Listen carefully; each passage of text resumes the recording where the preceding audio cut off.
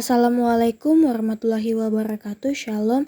Halo semuanya, perkenalkan nama saya Putri Rara Ampangallo dengan NIM 210304502076 kelas B dari jurusan Administrasi Kesehatan Fakultas Ilmu Keolahragaan dan Kesehatan Universitas Negeri Makassar. Pada video kali ini saya akan menjelaskan tentang konsep perencanaan dalam kesehatan. Menurut Billy Egoitz dan Asrul, perencanaan adalah kemampuan untuk memilih satu kemungkinan yang tersedia dan dipandang paling tepat untuk mencapai tujuan. Ada juga pendapat menurut Stefanus dan Nyoman, yaitu perencanaan adalah proses untuk mengantisipasi peristiwa di masa yang akan datang dan menentukan strategi untuk mencapai tujuan organisasi. Kemudian ada urgensi perencanaan, itu ada 4. Yang pertama, tanpa rencana tidak ada tujuan yang bisa dicapai. Yang kedua, tanpa rencana tidak ada pedoman. Yang ketiga, rencana adalah dasar pengendalian. Dan yang keempat, tanpa perencanaan tidak ada keputusan dan proses manajemen. Selanjutnya itu ada unsur-unsur perencanaan yang terdiri dari 5W1H. Pasti kalian sudah mengetahui dan sudah mempelajari apa itu 5W1H. Dalam perencanaan, 5W1H merupakan unsur yang sangat-sangat penting dalam menentukan suatu perencanaan. Nah, yang pertama itu what atau apa. Jadi di sini apa yang akan direncanakan. Yang kedua why, kenapa. Kenapa dilakukan perencanaan. Yang ketiga where, di mana dilakukan perencanaan. Yang keempat when, kapan kita mencapai tujuan atau rencana yang telah dibuat. Kemudian yang kelima who, siapa saja yang terlibat dalam proses perencanaan. Dan yang terakhir adalah how, bagaimana cara agar kita dapat mencapai tujuan atau rencana yang telah ditetapkan. Kemudian ada prinsip perencanaan, ada 3. Yang pertama, menggunakan pertimbangan sistematis dan objektif.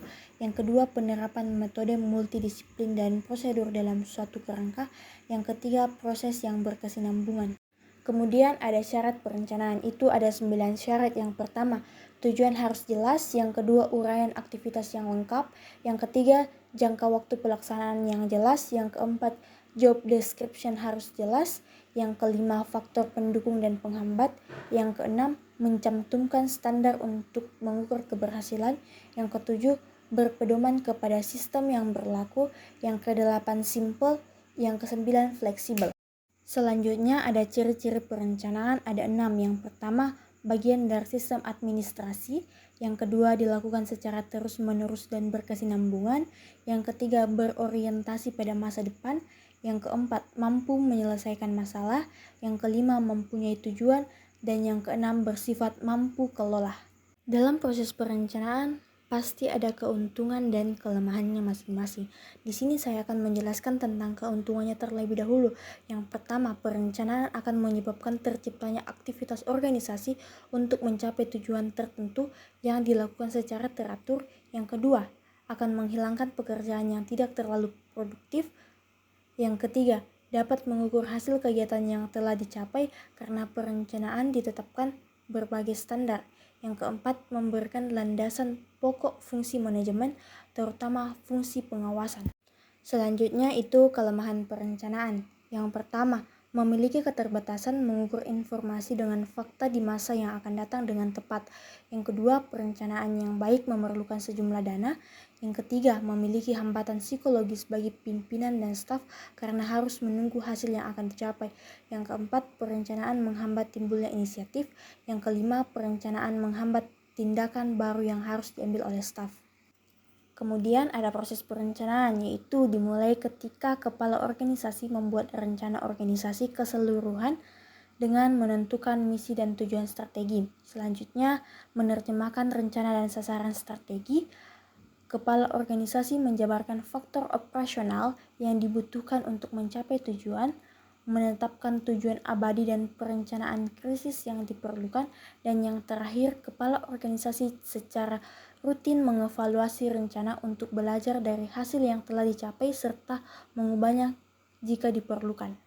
Kemudian ada 5 tujuan perencanaan. Yang pertama, spesifik adalah secara jelas. Yang kedua, measurable adalah kejelasan.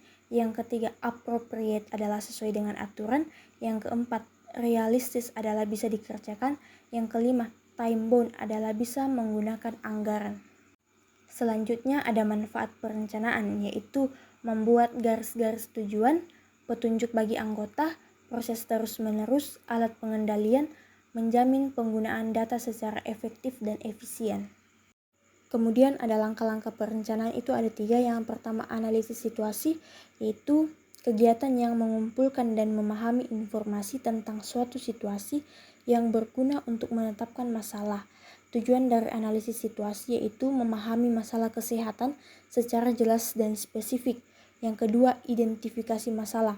Identifikasi masalah merupakan bagian utama dari siklus pemecahan masalah. Kemudian ada sumber-sumber masalah kesehatan dapat diperoleh dari yang pertama, laporan kegiatan dari program kesehatan, yang kedua surveillance epidemiologi, yang ketiga survei kesehatan, dan yang keempat hasil kunjungan pengawasan lapangan, dan yang terakhir teori evaluasi. Teori evaluasi merupakan kegiatan analisis berbagai aspek perkembangan dan pelaksanaan program dengan mempelajari relevansi, edukasi, efektivitas, dan efisiensi dan dampak dari program yang diadakan. Sekian yang dapat saya jelaskan mengenai konsep perencanaan dalam kesehatan. Semoga bermanfaat bagi teman-teman yang menonton. Lebih dan kurangnya mohon dimaafkan. Sekian dan terima kasih.